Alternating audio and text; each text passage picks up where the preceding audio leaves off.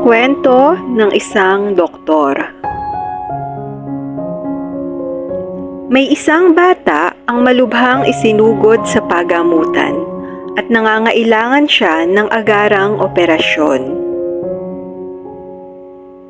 Ilang minuto na ang lumipas, ngunit wala pa rin doon ang doktor na naatasan mag-opera sa bata. Ilang sandali pa ay dumating na ang doktor at nagmamadali itong nagtungo sa ospital matapos siyang makatanggap ng tawag. Sinalubong siya ng ama ng bata na galit dahil kanina pa ito naghihintay sa kanya at pasigaw niyang sinabi sa doktor na, "Bakit ngayon ka lang? Napaka-iresponsable mo. Hindi mo ba alam na nasa panganib ang anak ko? Paano kung ang sarili mong anak ang nasa kwartong yan at nag-aagaw buhay?" At kalmado lamang na sumagot ang doktor, "Pasensya na kung wala ako sa ospital. Ngunit nang matanggap ko ang tawag ay nakarating ako dito sa pinakamabilis na makakaya ko. Ngayon, kailangan nating magdasal at gagawin ko ang lahat para mailigtas ang iyong anak sa awa ng Diyos." Inumpisahan na ng doktor na operahan ang bata at tumagal ito ng ilang oras.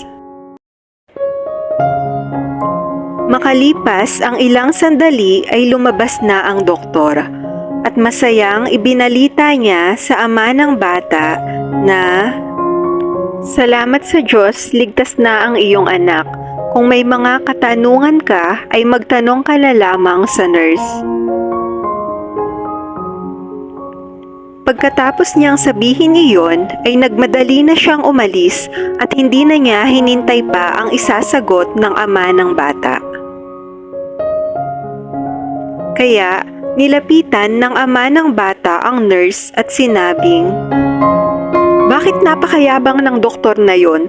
Ni hindi man lamang siya makapaghintay ng ilang minuto para makapagtanong ako tungkol sa kalagayan ng aking anak. Bigla na lang siyang patakbong umalis."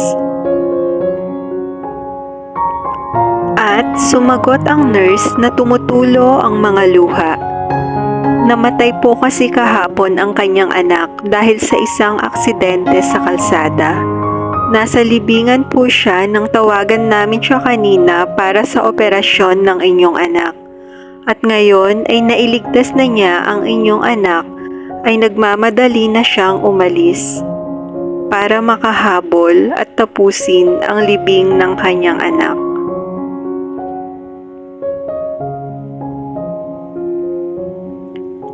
Ang masamang ugali ay isang sakit na napakahirap gamutin. Ang Panginoon ang pinakamahusay na doktor at ang panalangin ang pinakamabisang gamot.